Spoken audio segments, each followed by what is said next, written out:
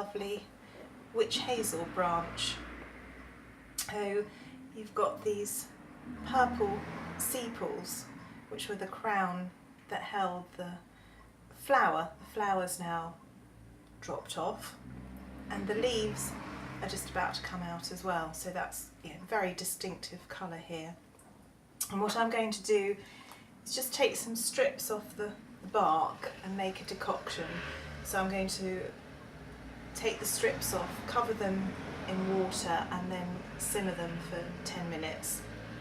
And then we'll come back and make a compress. So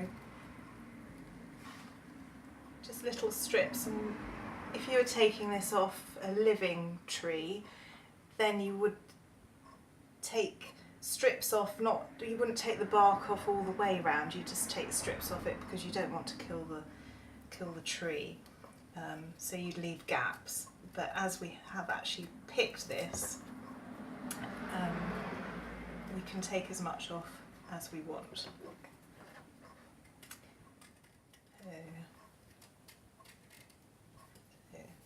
It's a rather handy pruning knife.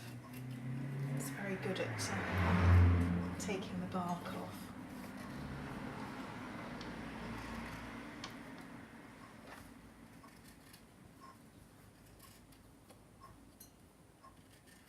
So, finished stripping the bark off the witch hazel, and we've got about a handful of the stripped bark. So going to cover that with water and simmer it for 10 minutes, and then come back when that's done and make that into a compress. So we've now prepared the witch hazel decoction.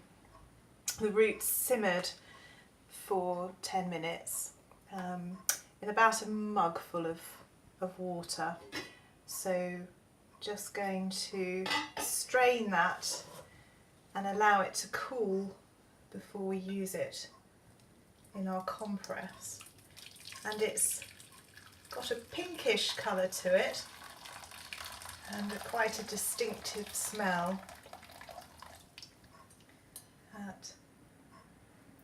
which I find rather pleasant. So you can see the steam coming off of that, and we'll let that cool down till it's sort of body temperature. So we've put the decoction in a cold water bath, just some cold water at the bottom of a slightly bigger bowl, and that cools it down in just a couple of minutes, and then it's the right temperature for applying to the skin.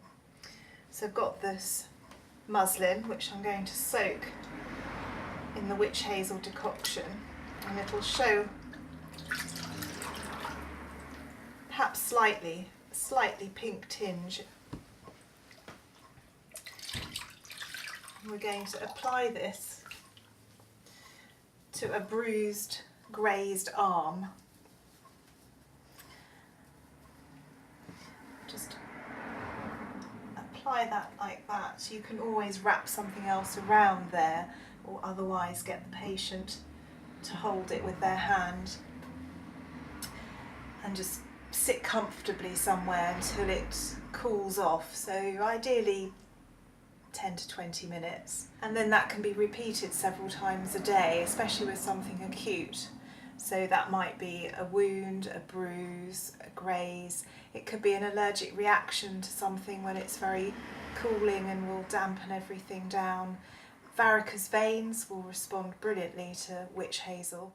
It's amazingly cooling, actually. It feels really, really cool under here now. Incredibly. And sort of as if it's wet, but it's actually dry. It feels dry under there, which is a strange feeling. And you'd use it, distilled witch hazel, on your face. You could use a poultice on your face, like a, not quite a face pack, but just with a damp cloth, and that could help with oily skin, or anything with, perhaps with some spots that you just want to heal up, and it will cool any inflammation. You can do that once a day or several times a day.